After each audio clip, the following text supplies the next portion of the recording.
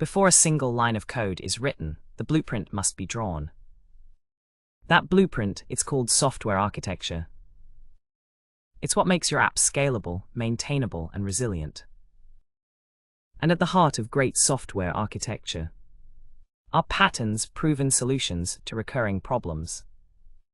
In this video, we're diving into the top 10 architectural patterns every modern developer should know, from layered designs to cloud-native principles. Whether you're building your first app or designing systems at scale, these patterns are your toolbox. 1. Layered architecture. Think of this as the classic cake, each layer neatly stacked with its own role. Layered architecture divides an application into layers like presentation, business logic, persistence, and database. Each layer talks only to the one below it, keeping responsibilities clear and modular. It's perfect for monolithic systems and enterprise applications. But beware, strict layering can sometimes slow down performance if overdone. 2. Microservices architecture. Now let's move from monoliths to modules. Microservices break your system into small, independently deployable services. Each service owns its own logic and database and communicates via APIs. You can scale one feature without touching the rest and deploy changes faster. But this freedom comes with complexity, service discovery, distributed logging, and inter-service communication need to be handled with care. 3. Event-driven architecture. Ever played dominoes? One movement triggers the next. That's the idea behind event-driven architecture. Systems react to events like user clicks, data updates, or service outputs.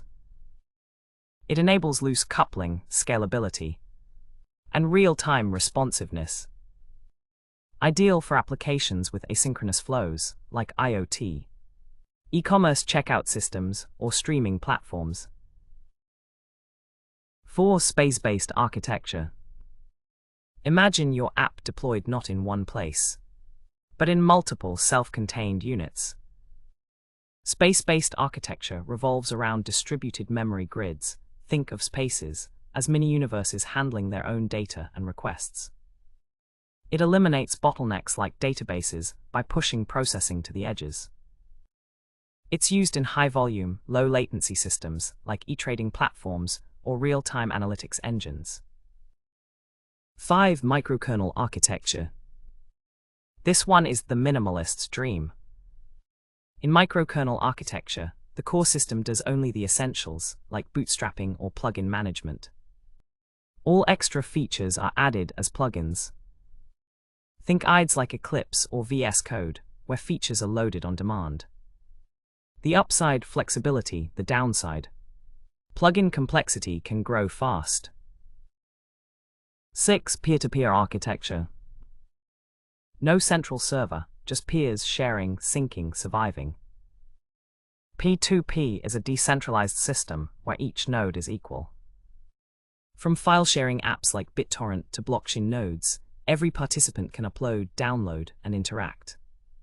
It's resilient and scalable, but tough to manage and secure at scale.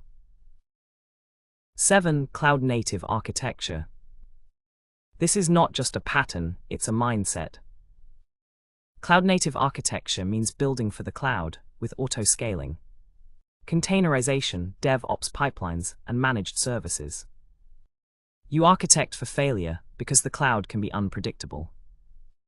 You design for elasticity because traffic can spike. Modern apps like Netflix and Shopify rely on this to stay responsive and resilient worldwide.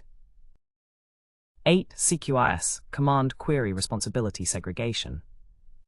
What if writing and reading your data required completely different approaches? That's CQRS. It separates commands, write operations, from queries, read operations. This allows independent scaling, better security, and optimized read-write models. Used in complex domains like banking, order processing, and real-time dashboards, where consistency and speed must be balanced. 9. Hexagonal architecture. Also known as Theport's and adapters pattern, hexagonal architecture draws a clean line between your business logic and the outside world. External systems like databases, UIs or APIs are connected through adapters. Inside lies your pure application logic, untouched and testable. It's powerful for test-driven development and systems that interact with multiple external sources. 10. Clean architecture. Coined by Uncle Bob, clean architecture takes separation of concerns to the next level. At the core is your business logic.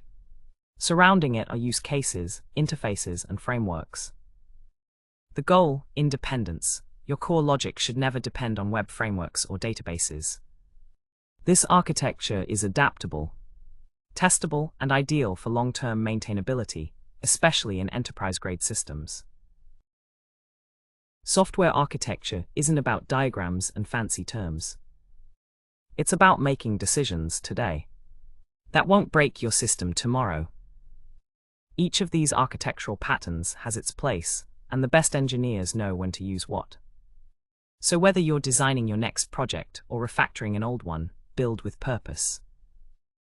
And remember, good architecture is invisible when it works, and painful when it doesn't.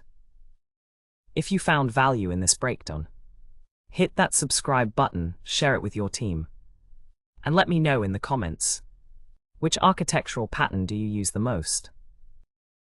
And which one will you explore next?